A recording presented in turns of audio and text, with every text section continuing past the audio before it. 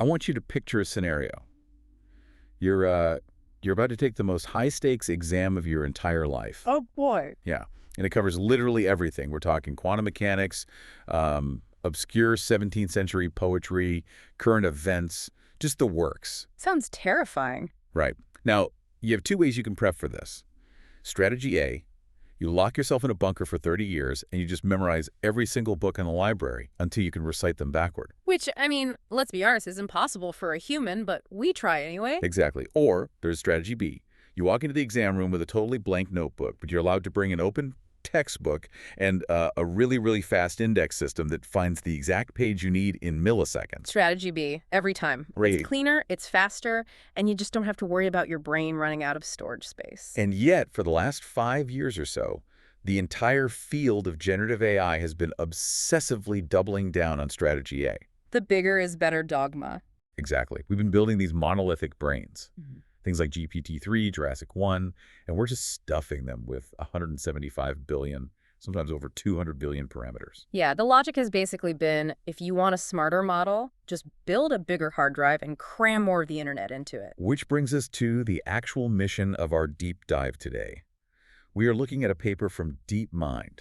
It's titled Improving Language Models by Retrieving from Trillions of Tokens. By Borgode and a massive team of researchers over there, yeah. Right. And they are proposing a model called Retro, Retrieval Enhanced Transformer.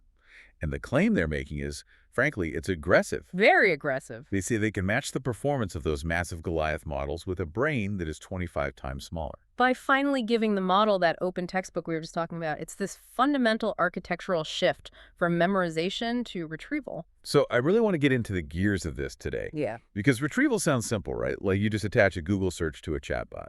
Right, but it's not that at all. Exactly. The architecture is significantly more complex. But before we get to the how, I want to push on the why. You mentioned we're hitting a wall with the current scaling laws. We are.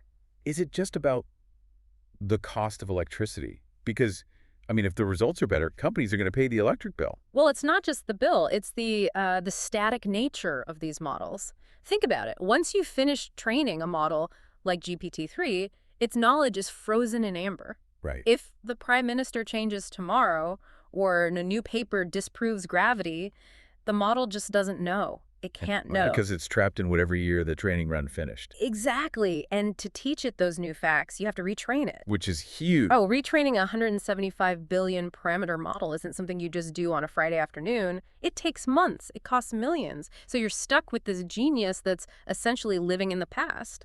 And there's a privacy and safety angle here, too, right? A massive one. Because large models memorize their training data. We know this from that Carlini paper back in 2021. Yeah, the extraction attacks. Right. So if that training data contains toxic language or somebody's private medical info, yeah, it's just baked right into the weights. It's baked in, and you can't easily extract it without breaking the whole system. And there's also the efficiency argument. If I ask a massive model to write a sonnet, it uses all 175 billion parameters. Sure. But if I ask it, what is 2 plus 2, it still fires up all 175 billion parameters. It's like using a supercomputer to calculate a tip at a diner. Exactly. It's overkill. Oh. So Retro tries to solve this by decoupling the logic, the neural network itself, from the knowledge, the database. Okay, let's look at the specs then. DeepMind calls Retro a semi-parametric approach. Break that down for us. So a standard model like GPT is fully parametric. All its knowledge is stored in its parameters, those internal weights. Right. A non-parametric system would be like a pure database lookup. You type a query, it gives you a row back.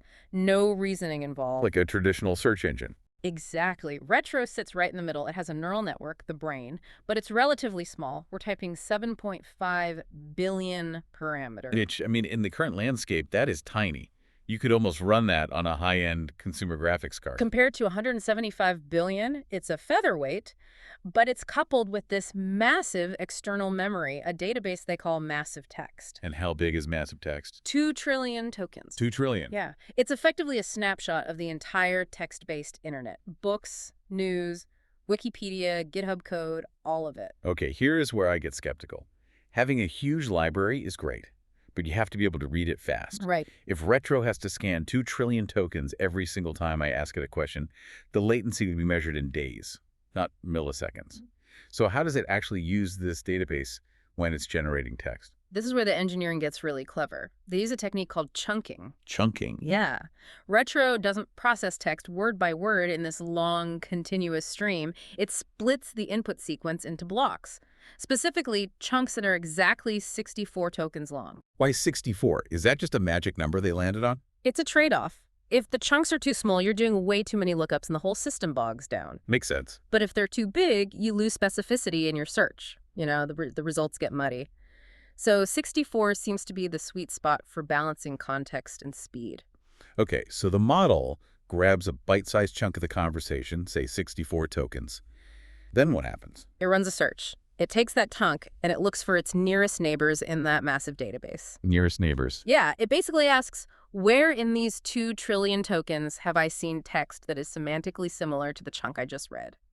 No, when you say semantically similar, you don't just mean keyword matching, right? Like, it's not looking for the word apple and finding every sentence with apple. Correct. It uses a frozen BERT model to do this. Frozen BERT. Yeah, BERT is a transformer model that is incredibly good at understanding context and meaning.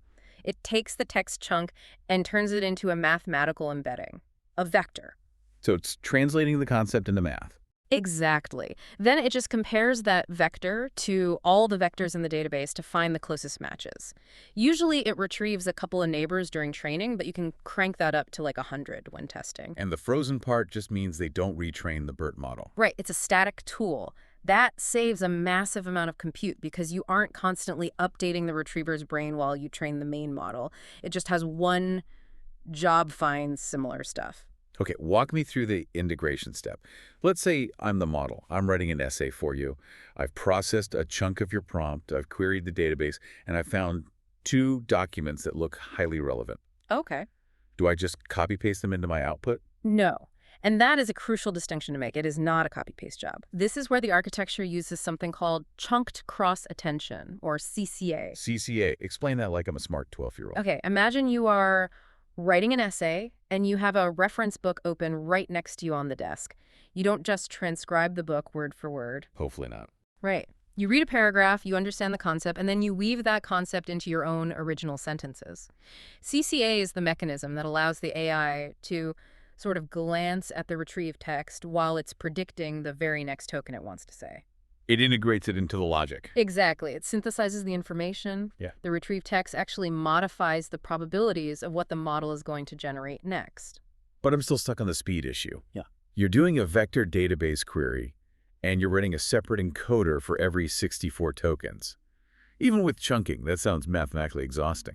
You would think so. But they utilize a library called SCAN. That's SCANN. It stands for Scalable Nearest Neighbors. Okay. It is highly, highly optimized for this exact type of vector search. Using SCAN, they can query those 2 trillion tokens in about 10 milliseconds. 10 milliseconds. Yeah. That is absurdly fast. It's negligible. To the user, it feels instant. So you get all the benefits of this omniscient library with almost no penalty in speed compared to a model just guessing from memory. All right, so that's the engineering feat. It's brilliant. But let's look at the actual scoreboard. Because engineering is cool, but the results are what actually matter to you and me. Right. Does a 7.5 billion parameter model with a library card actually beat a 178 billion parameter Goliath? It completely holds its own, which honestly is shocking. On the Pile dataset, which is basically the gold standard benchmark for language modeling right now, the 7.5 billion retro model performed comparably to Jurassic-1 and GPT-3. So it matches the giants. It matched the giants, and perhaps more importantly, it absolutely crushed a standard 7 billion parameter baseline model that didn't have retrieval. Wow. Yeah, it proves the core hypothesis. You don't always need a bigger brain. Sometimes you just need a better library. In fact, they found performance improves significantly just by increasing the size of the database without making the model itself any bigger. There was a specific qualitative example in the paper that I thought just completely nailed this distinction. The beaver prompt. Oh, the hallucination test. Wow. This is a classic. I love this because it shows exactly what goes wrong with AI hallucinations. So they gave both models the baseline without retrieval and retro, the exact same prompt. Beavers are interesting animals. Right. And the baseline model did what standard AI usually does when it doesn't know something. It bluffed. Hard. It started rambling about the golden retriever, and then it said kangaroos live in Africa. It's so funny. Grammatically, it was perfect English. The sentence structure was flawless. Yeah. But factually, it was absolute nonsense. It was just predicting the next most likely word based on vibes. Exactly. And then you look at Retro. Yeah, what did Retro do? Retro actually pulled documents. It started writing about lodges, dams, swim techniques, how they use mud. It was factually grounded because it was actively looking at the source material while it wrote. That distinction right there, grounding versus hallucination, that is the so what for anyone looking to use this in a real-world application. Absolutely. If you are a bank or a healthcare provider, you can't have your AI riffing about interest rates or medical symptoms. Yeah. You need it to look up the manual. Exactly. And this solves that updatability problem we mentioned at the start. If you're a company, you do not want to retrain your model every week. Nobody has the budget for that. No one. With Retro, if you have new internal reports or the news changes, you just add the new text to the index. You update the database. You don't update the brain. It's like a hot swapping knowledge. Right. And it completely changes the control game, too. The DeepMind researchers talk about this concept of obliteration. Obliteration. It sounds like a sci-fi weapon. It's essentially database surgery. One of the biggest problems with large models is that they memorize everything, including really bad data. Like toxic language or personal info. Right. Social security numbers, outdated facts. With a standard model, that info is tangled up in 1 billion neural weights. You can't get it out without basically destroying the model. But with Retro, you can just delete the file. Yes. You just find that specific document in the database and you delete it. Or you filter it out at inference time. The model instantly forgets that information because it can no longer retrieve it. That is incredibly powerful. It gives developers a level of control over safety and bias that simply does not exist with fully parametric models. They even fine-tuned Retro on a dataset called natural questions. And it was highly competitive at answering things just by looking up Wikipedia passages. That is infinitely more practical than trying to debug a neural network's weights. Oh, for sure. But I want to push back on something here. Okay. We talked earlier about how it synthesizes information. But reading through the paper, there's a whole discussion about test set leakage. The cheating question. Yeah, the cheating question. If I ask the model to write me a biography of the actor Daniel Radcliffe, and it just finds his Wikipedia page and reads it back to me, is that intelligence? Or is it just a fancy photocopier? It's a very fair critique, and the researchers actually looked at this specifically. They analyzed the output for that exact Daniel Radcliffe prompt. It's in Table 19 in the source. And yeah, the model found a near-identical biography in the database and effectively copied it. So it cheated. Well, define cheating.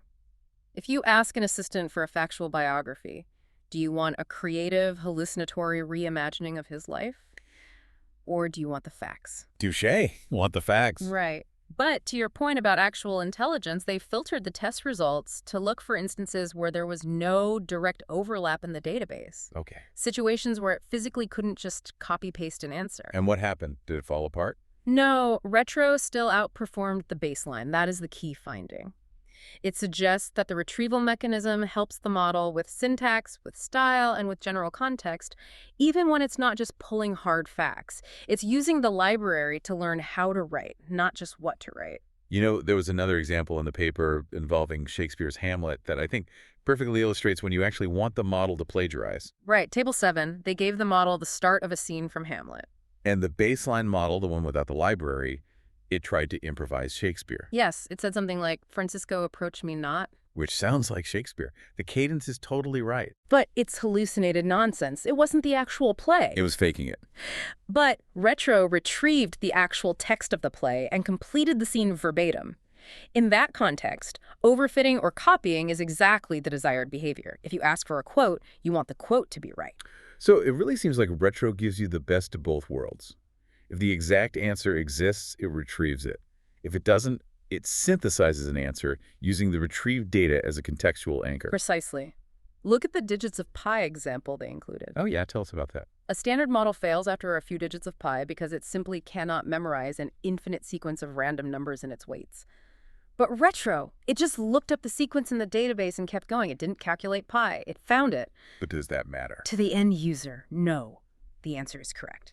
This feels like a massive philosophical shift. We're moving from this idea of AI as a genius savant to AI as a really fast researcher. That is exactly the takeaway. It acknowledges that human knowledge is just too vast to compress into a single set of static weights.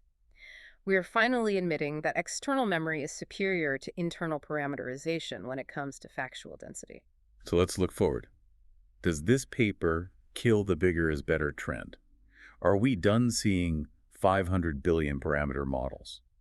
I don't think we're completely done with big models, but the curve is definitely changing. We're already seeing retrieval augmented generation RAG becoming the absolute standard in the enterprise space. Right. Everyone is tacking a database onto their chatbot now. Exactly. But Retro is different because it bakes that capability into the actual architecture from day one.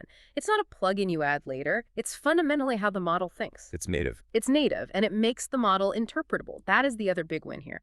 With a glass box model like Retro, you can see the receipts. You can see exactly which source documents it used to generate an answer. Which is so crucial for debugging. If it tells me the moon is made of cheese, I can look at the retrieval logs and see, oh, it pulled a children's bedtime book instead of an astronomy textbook. Exactly. You can diagnose the error. With something like GPT-3, you just have to shrug and say, well, the weights are acting weird today. I want to circle back to the 2 trillion tokens. Massive text. Yeah. Is there a limit there? Could we give it 10 trillion, 100 trillion? The paper actually suggests that performance keeps improving as you scale the data, even if you keep the model size exactly the same. Wow. That's the scaling data insight. It implies that if we just keep feeding the librarian gets smarter, even if its brain stays the exact same size. Which has to be a much cheaper way to scale intelligence than buying tens of thousands of new GPUs. Significantly cheaper, and honestly, it democratizes access a bit. Yeah. You don't need a massive trillion-dollar budget to run a highly capable model if you can rely heavily on retrieval. So we have a model that is smaller, it's faster, it's easily updatable, and it's interpretable. Yeah. What's the catch? Why isn't everyone using this exact architecture exclusively right now? It comes down to complexity. Implementing that chunked retrieval loop, maintaining the massive index, ensuring the scan and lookup stays at 10 milliseconds, it is a much more complex engineering pipeline than a simple text-in, text-out neural network. Right. There are more moving parts that can break. Exactly. But the benefits are just too high to ignore for much longer. It really feels like we are maturing past the magic trick phase of AI, where we just wanted to be dazzled by a machine holding a conversation. And now we're moving into the utility phase. I completely agree. We are moving toward reliability, and reliability requires citing your sources. Here is the thought I want to leave everyone listening with today. We have spent years marveling at AI that can write poetry or code entirely from memory. We treat the model like a savant. Right. But Retro suggests that the future isn't really about how much an AI knows. It's about how well it can look things up. In a world of perfect retrieval, synthesis is the only skill that actually matters. Exactly. If an AI has instant access to 2 trillion tokens of human history, does it actually matter if it understands the answer, or is finding the answer good enough? As we move towards systems that can cite their sources, we might be redefining creativity itself, redefining it as the ability to search rather than the ability to know. It's a blurry line, and Retro is definitely blurring it further. But, I'd argue that knowing where to look has always been a form of intelligence. True. It's certainly how I got through college. Same here. Well, that is our deep dive on Retro. Yes. It's a dense paper, but the implications are just huge. Thanks for helping us unpack it today. Always a pleasure. We'll catch you on the next one.